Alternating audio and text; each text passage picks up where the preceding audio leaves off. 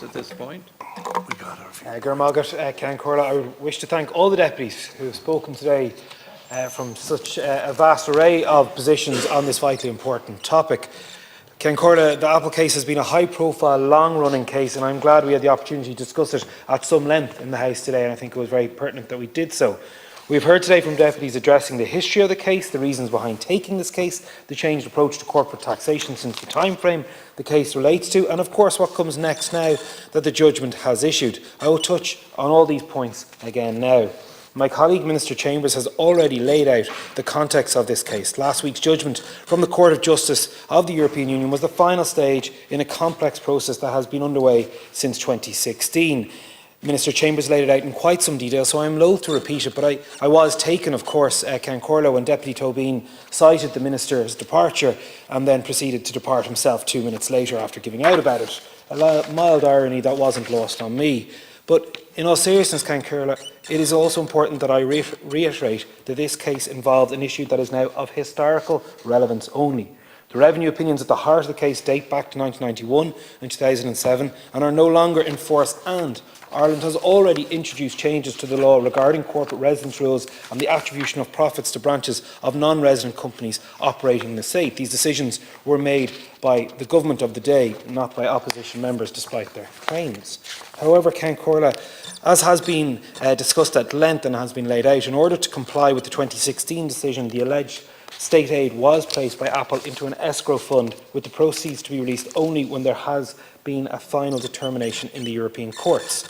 The amount transferred by Apple was calculated by revenue on the basis of the decision and consisted of €13.1 billion in recovered state aid and €1.2 billion in EU interest. This escrow fund has been carefully managed since its establishment and now holds assets valued in the region of €14.1 billion. The escrow fund was established on the basis of a very detailed confidential legal agreement between Apple and relevant state parties. This agreement addressed how the money would be transferred in, how the parties would work together while the fund was operating to manage the fund, and how the money would transfer out of the fund when the legal proceedings were complete, covering the range of possible results. This agreement is the basis on which the escrow fund will now transfer to the state. The process for transferring to Ireland is not simple, and it will take time. It is likely to be at least 6 months before the transfer is complete and the escrow fund is closed. However, I can confirm that the necessary engagements with all parties are underway to ensure that the transfers take place as smoothly as possible. The issue of whether other countries will make claims on the money in escrow has arisen in discussions on this judgment. The escrow arrangements took this possibility into account, and a mechanism was agreed whereby, in the event of such claims, a payment out of the escrow fund could be made to Apple in order to account for the profits taxed in third countries and not therefore falling to Ireland.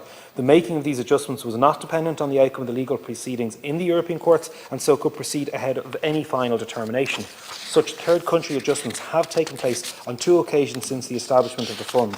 €209 million was returned to Apple during 2019. A further third country adjustment took place in May 2021 for €246 million. Therefore, a total of €455 million was paid out of the fund in third country adjustments since 2019.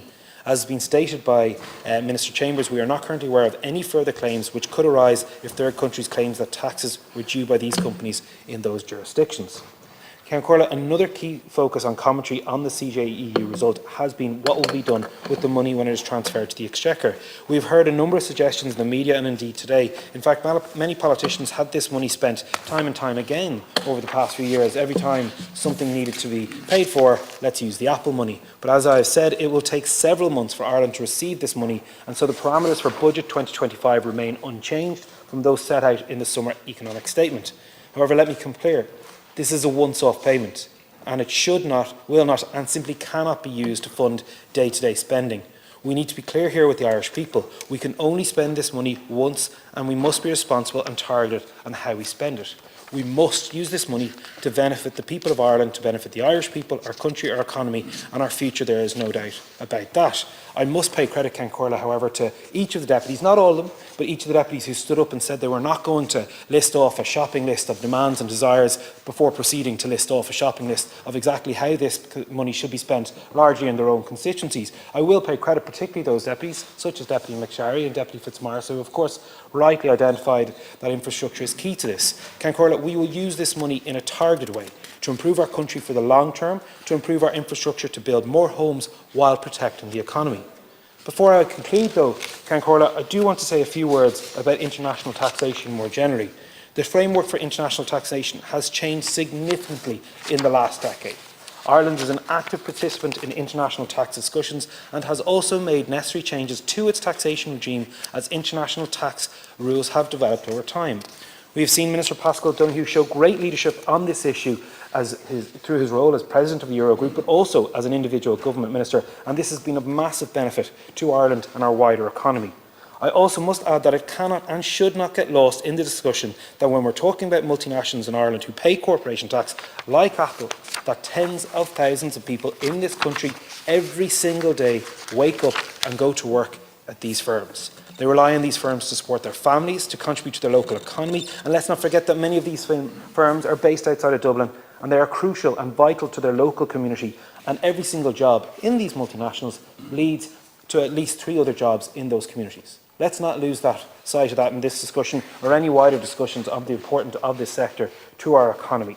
This has been, Corla, a complex and long-running legal case. Last week's judgment marks the end of this process. The judgment itself relates to a legacy issue, and the taxation framework both internationally and domestically has changed since the time frame covered by the Commission's decision. Our focus must now be on the future.